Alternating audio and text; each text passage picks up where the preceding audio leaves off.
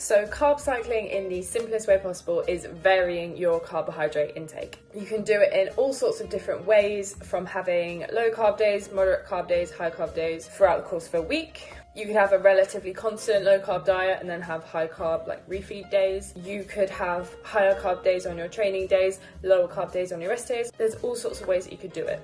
Generally, when you do carb cycling, your protein and your fat intake will stay the same. So effectively what it comes down to is you are calorie cycling. So you'll generally hear about carb cycling in the context of dieting. And obviously for fat loss, as long as you are in a deficit over the course of the weeks and the months, you are going to lose weight.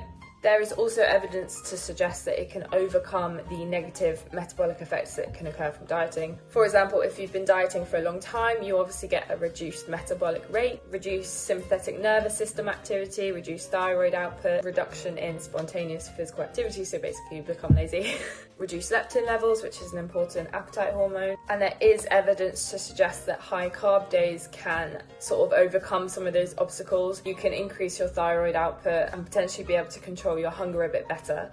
There's also potentially benefits when it comes to your training. For example, a lot of people will put their high carb days on hard training days like leg days, and then their lower carb days on rest days or just easier training days. Really what it comes down to is personal preference. And I also think that a huge part of it is the psychological benefit of knowing that you've consumed those carbs, especially if you've been dieting for a long period of time.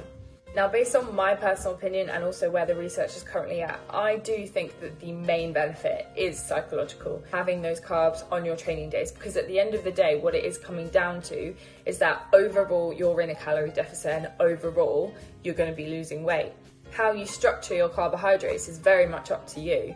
Some people really enjoy doing it that way, for other people it's just too complicated and it's sometimes just better to have a constant intake. That being said, it does help some people, especially towards the end of a dieting phase. So I think if you are going to do it, these are the points to consider. First of all, pick a strategy depending on how long you anticipate carb cycling for and what your physique goals are, how long you have. Secondly, you need to establish your overall calorie goal. Third, establish the protein intake that you need. And fourth, do the same with fats. And those two are going to stay relatively constant. Then you can figure out how many calories you got left and place where you want those high carb and low carb days to be. I think on the whole, for most people, it does overcomplicate things to some extent.